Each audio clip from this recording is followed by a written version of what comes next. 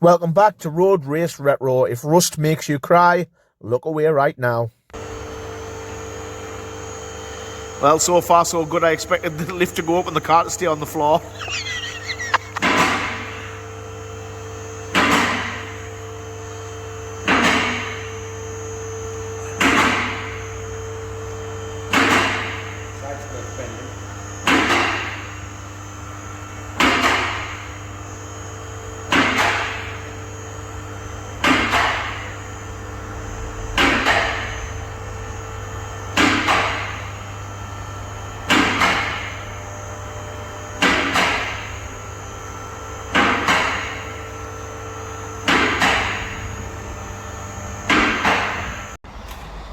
No lock and wheel nut in the car, so we've got these handy lock and wheel nut removal tools. Just bites into the alley nuts, and hey presto, should come out all right.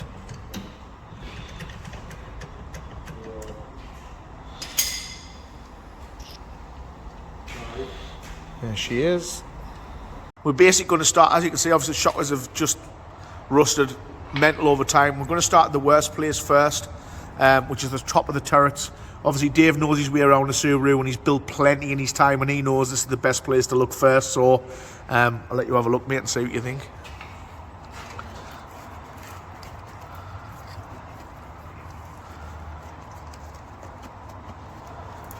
Soft at the top. Oh. There she is.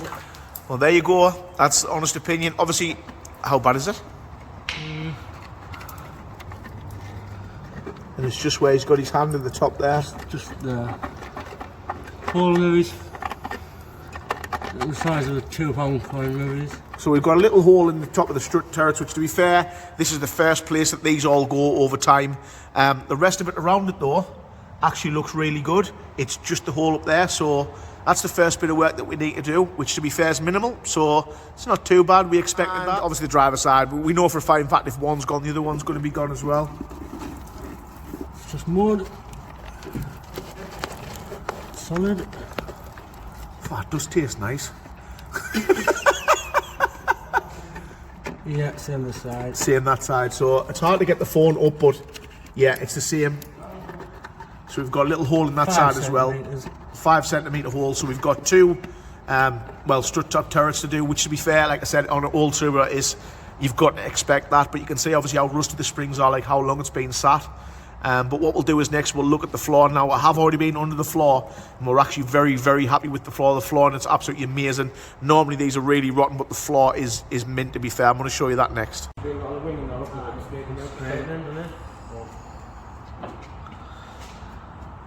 feel like what's the side skirts off really good. So onto the floor, it's not all doom and gloom. This under here, for what we're used to seeing with these Subarus, is phenomenal. I'm very, very impressed and I didn't expect to see this at all. Chassis rails, excellent. At some point someone spent a lot of money and undersealed the car properly, so it has protected it really well over time. Look at that chassis leg, that's amazing. It's very, very good. This is the only area that we found for concern, but it is very, very small. I mean, if you look at that, it's got a tiny little hole, but only because I've brushed away and poked at it. But you can see obviously the undersealer is quite thick, but that for a Subaru is nothing to worry about. Now, this is obviously where it gets better. If you just look at the sill lines, bear in mind these classics normally have no sills left in them, especially not the P1s. Going all the way down the sill line, all the way at the front, we're over the moon with that. We'll go at the passenger side. Exactly the same. So you can see how thick the undersealer is there. It has protected it well over time. I mean, those jacking points, normally these are crushed and they've got big holes in them, so that's mint. All the way up the sill line. Again, fantastic. This side, we expected to see some rot in there, but there isn't any. So again, even in the back, very, very good. So whoever's undersealed has done a sterling job. But yeah, we thought this was going to be a full-blown rot box restoration. It's not that at all.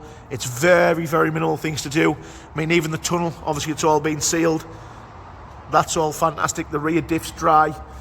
We've noticed at the front we have a bit of a leak, which is from where, Dave? Gearbox there. We've got a little leak from the gearbox where the sump plug is. And obviously there's some plug here, so a little bit further up. But generally it hasn't done bad. I mean, it's been parked overnight and it's dropped that, so it's not too bad. But yeah, I mean, if you look at it from that angle for an old Subaru, what we've actually got here is a bit of a diamond in the rough, you know. It's not too bad at all, and we're generally very, very impressed with the underside. So this car doesn't look like it's going to be sold. It's looking like this is going to go to very, very light restoration, and we'll put this one back on the road, I think. So that's it. Videos thick and fast. Obviously, part 2. We're getting through the prep work earlier on today with the little bits of cars we had to get out the way, and we just, to be fair, obviously, with Dave buying the car as his project, as said previously, he has been looking for an Impreza for quite some time. So to say he was excited about looking underneath it was probably wrong, because he was actually shitting himself, because we didn't know how deep the rust was going to actually run.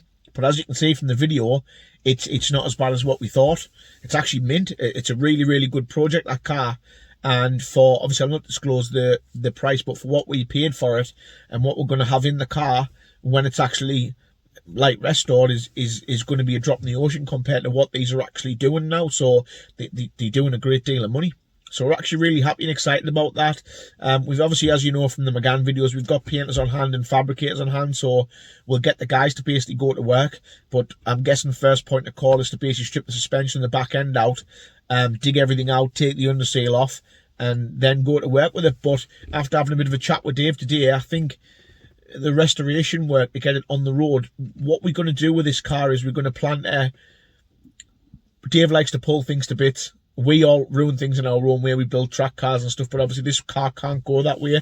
The P1s are worth that much money now. It's just, there's no point in ruining it. So what I think we're going to do is we're going to go for a built engine. We're going to get that forged and probably run about 450, 500 horsepower, but the car itself, we just basically going to repaint it, get it looking factory stock, get it looking mint, but still run the power. So yeah, this will again make an interesting series. Obviously it'll run alongside the McGann one. The next video will definitely be the McGann, because we managed to get some time to start working on that. So I think we're going to start with that literally tomorrow and start getting dug right in. But yeah, with the Impreza, obviously this series has got a long way to run, and I think it's going to be enjoyable. I know obviously the last couple of days I've been watching a video of Talk GT where they did a P1. Their P1 was in a lot worse shape than what ours is, so our restoration will be a lot more mild than what theirs was. But let's take nothing away from it. Obviously it's going to be graft, it's going to be time, but the end product should be nothing short of beautiful. So we're looking forward to getting stuck into it. But overall, on today and what's happened, I think we're very, very pleased with what we found with the Subaru. If you've obviously looked at Subarus before, you'll probably agree what we're looking at there with the work that's actually involved is it's not that much really, not for an Impreza. So end of part 2. Again, thanks for staying tuned. Please like and subscribe to the channel if you're liking the content and the videos that we've got. Hit the bell icon at the top of the page, and that'll basically get you the updates of when we post videos and stuff. And we'll get into Subaru thick and fast and start rolling the videos out as soon as we can. But yeah, thanks for watching. It's obviously the end of Subaru part 2.